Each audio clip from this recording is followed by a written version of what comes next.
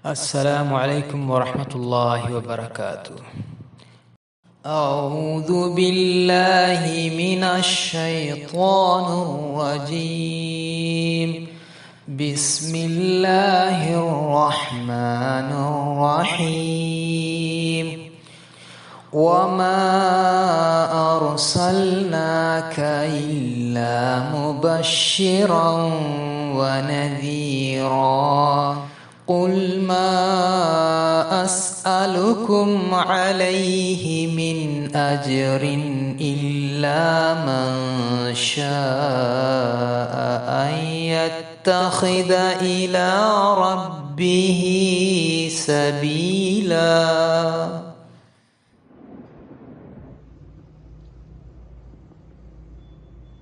To the great proud people of Iran, I say tonight that the hour of your freedom is at hand. Stay sheltered. Don't leave your home. It's very dangerous outside. Bombs will be dropping everywhere.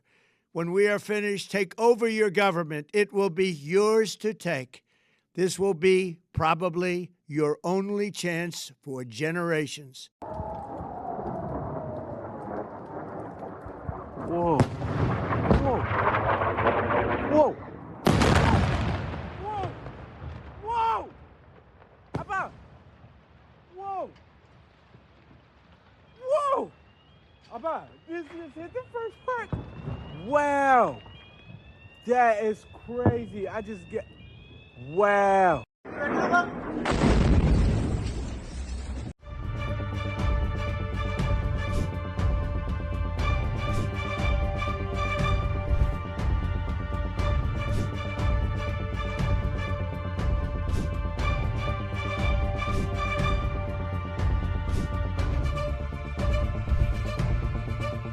A ripple effect of the West Asia conflict is now being felt in the state of Gujarat, in the major industrial hub of Surat.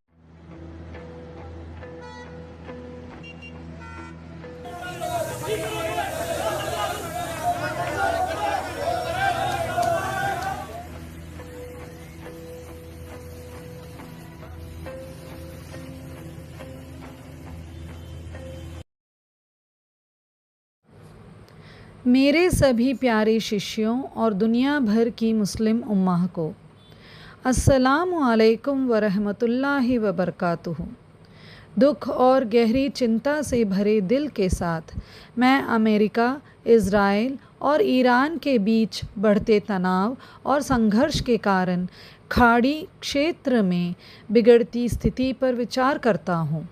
Saudi अरब, संयुक्त अरब अमीरात, Qatar, Bahrain, Kuwait, Jordan और Lebanon जैसे खाड़ी देशों में फैल रहे हमलों की खबरें बेहद चिंताजनक हैं।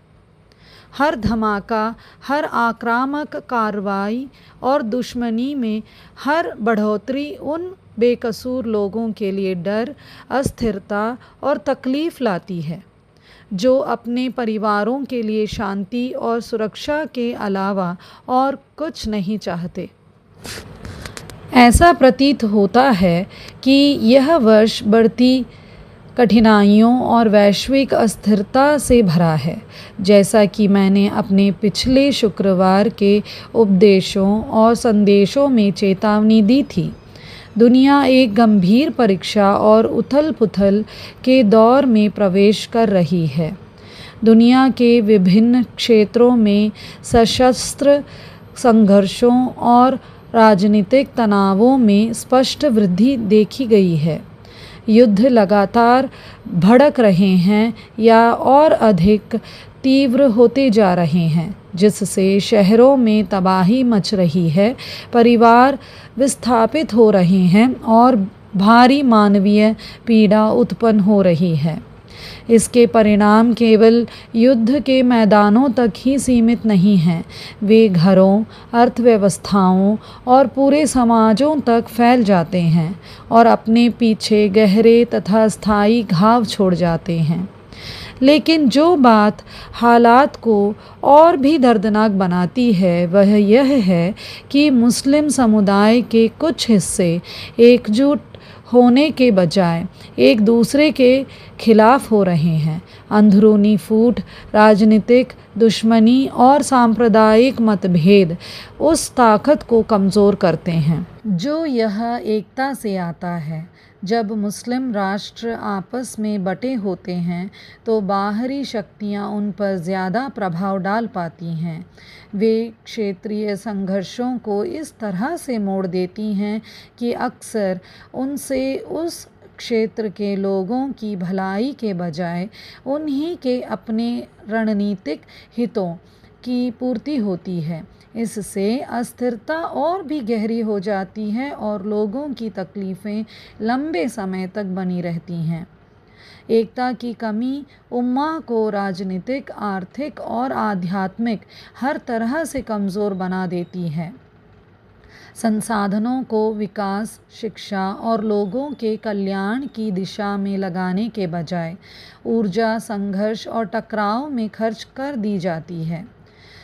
यह बिखराव न केवल राष्ट्रों को नुकसान पहुंचाता है बल्कि मुस्लिम जगत की सामूहिक गरिमा और शक्ति को भी क्षति पहुंचाता है।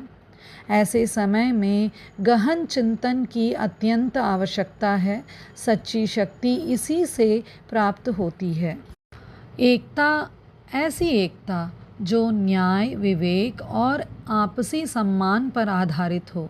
एकता के बिना, सिद्धांतों और सदाचार पर आधारित नेतृत्व के बिना और उस चुने हुए व्यक्ति को पहचाने और स्वीकार किए बिना जिसे अल्लाह मानवता के सुधार के लिए भेजता है, संघर्षों का सिलसिला कभी ख़त्म नहीं होता।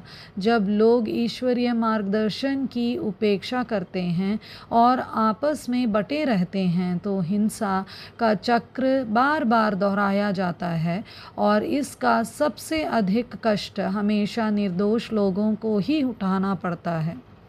इन घटनाओं को पूरी मानवता के लिए एक गंभीर चेतावनी के तौर पर लिया जाना चाहिए।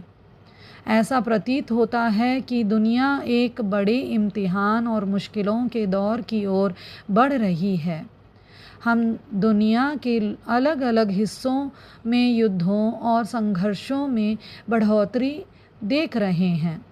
इसके साथ ही इस साल विनाशकारी भूकंप और दूसरी प्राकृतिक आपदाएं भी ज़्यादा बार आएंगी। इन साफ साफ दिखने वाले संकटों के साथ साथ जानलेवा वायरसों जैसे अनदेखे खतरे भी लगातार फैल रहे हैं जो कई लोगों की जान ले रहे हैं और डर व अस्थिरता पैदा कर रहे हैं। यह सब हमें हमारे प्यारे पैगंबर मोहम्मद सल्लल्लाहु अलैहि वसल्लम द्वारा दी गई चेतावनियों की याद दिलाता है। उन्होंने एक ऐसे दौर के बारे में बताया था जब उथल पुथल, फितना हर तरफ फैल जाएगी, जब टकराव और ज़्यादा बढ़ जाएंगे और जब दुनिया के कई हिस्सों में लोगों को तकलीफ़ों का सामना करना पड़ेगा। लेकिन यह बात साफ है कि हमें लापरवाह या बेखबर नहीं रहना चाहिए।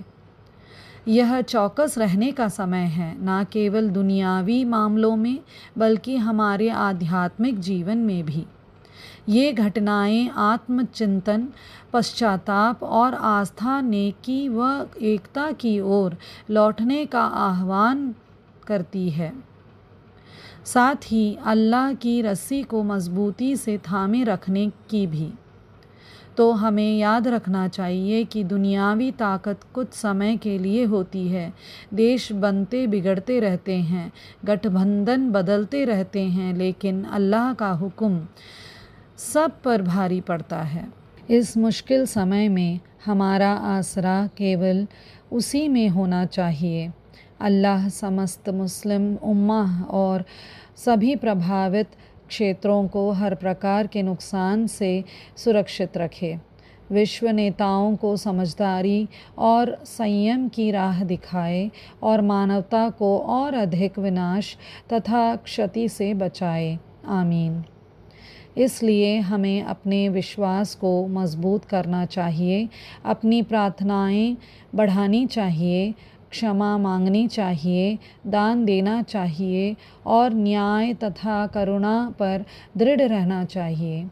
हमें नफ़रत या झूठी जानकारी फैलाने से बचना चाहिए और इसके बजाय पूरी ईमानदारी से शांति के लिए, नेताओं में समझदारी और संयम के लिए तथा हर जगह निर्दोष लोगों की सुरक्षा के लिए प्रार्थना करनी चाहिए। इंशाअल्लाह। जज़ाकल्लाह खैर। वस्सलाम व अल्लाह हाफ़िज़।